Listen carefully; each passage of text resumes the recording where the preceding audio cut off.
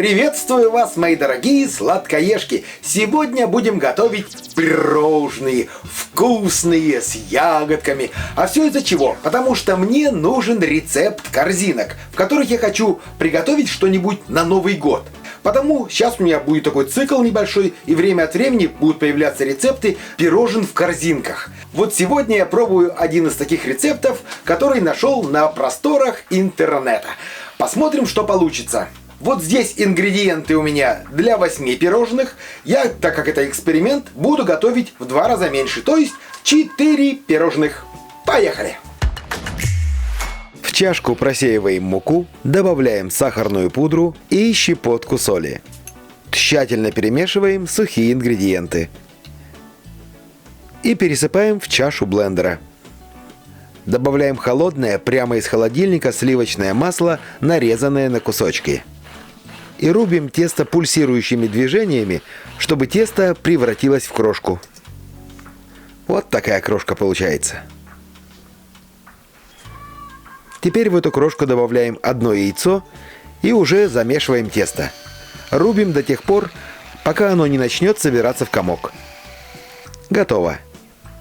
Перекладываем тесто на стол, присыпаем мукой, подкатываем тесто в шар, перекладываем в целлофановый мешок или заворачиваем в пищевую пленку и убираем в холодильник. Рекомендуется его держать в холодильнике минимум полчаса. А вообще можно это тесто приготовить заранее, брать в холодильник, и оно будет в порядке 3-4 дня. А если это тесто положить в морозилку, то оно сохранится 3-4 месяца. Пока тесто остывает, приготовим крем. Для крема нам понадобятся желтки. Поэтому отделяем желтки от белков. Белки не выбрасывайте, из них можете тоже сделать крем белковый, это будет вкусно. Или сделать зефирки. К желткам добавляем сахар и крахмал. Можно использовать любой, хоть кукурузный, хоть картофельный. Поверьте мне, разницы не будет никакой. Все зависит от ваших предпочтений. Тщательно перемешиваем при помощи веселки до однородности. Вот такая масса получается. Переходим к плите. В сотейник с толстым дном наливаем молоко, добавляем сливки, ванильный сахар, доводим до кипения. Как только пошли пузырьки, убираем с плиты и тонкой струйкой вливаем к желткам, постоянно перемешивая. Крем готов. Тем временем прошло полчаса. Извлекаем тесто из холодильника. И вы знаете, у меня тесто еще не остыло. Уж больно оно мягкое. Все-таки держать, наверное, надо как минимум 1 час. Ну да ладно. Посмотрим, что у нас получится, если держать тесто в холодильнике всего полчаса. Чтобы не использовать дополнительную муку, не вынимая из пакета, раскатываем тесто в пласт. Потом разрезаем пакет и вот таким макаром вытаскиваем. Как видите, тесто еще очень мягкое. Теперь берем форму для корзиночек. У меня вот такая со съемным дном. Предварительно я ее смазал сливочным маслом. Видите, из-за того, что тесто еще не сильно остыло, и оно, считай, живое, с ним работать не очень удобно. Распределяем тесто внутри формы. Из-за чего я не люблю магазинные корзинки, они всегда очень толстые. А ведь самое главное, на мой взгляд, в таких пирожных – это начинка. Потому я делаю очень тонко. Этого теста хватает как раз на 4 формочки. Все обрезки я тоже равномерно распределил по этим же формочкам. Просто накладывал их на дно и распределял. Теперь в каждую форму наливаем крем. Где-то на 3/4. Так как у меня формочки низкие, у меня еще осталось примерно половина крема. В этом нет ничего страшного. Просто поставьте сотейник с этим жидким кремом на плиту и на среднем огне прогрейте до тех пор, пока крем не загустеет. И его можно просто так съесть, он очень вкусный. А подготовленные таким образом корзинки отправляем в духовку, разогретую до 180 градусов, нагрев вверх-вниз, ставим на среднюю полку и выпекаем около 25 минут. Затем извлекаем корзинки из духовки, даем им полностью остыть, а потом извлекаем из форм. Они сами выпрыгивают. Теперь осталось только украсить наши пирожные. Я для этого использую клубнику и голубику. В принципе, добавлять можно абсолютно любые ягоды.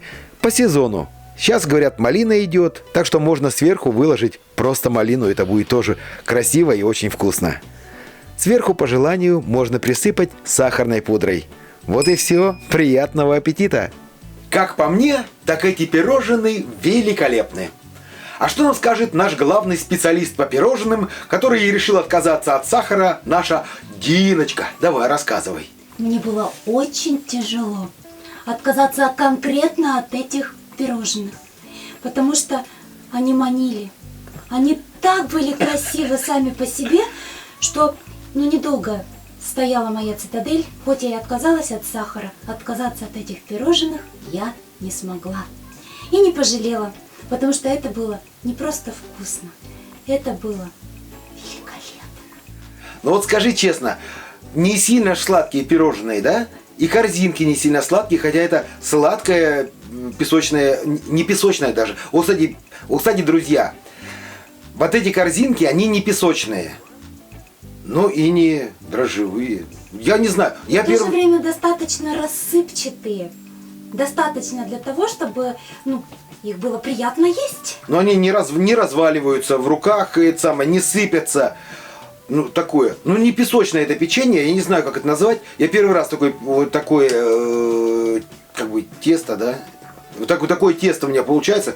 Это очень вкусно, я скажу. И оно не сильно сладкое. И крем не сильно сладкий. Да? Абсолютно точно. И ягоды, конечно, тоже делают свое дело. Дает такую свежесть, кислинку. И вывод. Такие корзинки вполне мне могут подойти для новогодних закусок. Пока они у нас в фаворите. Но продолжим поиск. И время от времени на нашем канале будут появляться другие корзиночки. Это, скорее всего, будут тоже пирожные. И другие рецепты корзинок. Рецепты приготовления корзинок. Так что, ребята, следите, не пропускайте видосики. Подписывайтесь, кто не подписался. Я пока с вами прощаюсь. До новых вкусных рецептов. Пока! Бай-бай!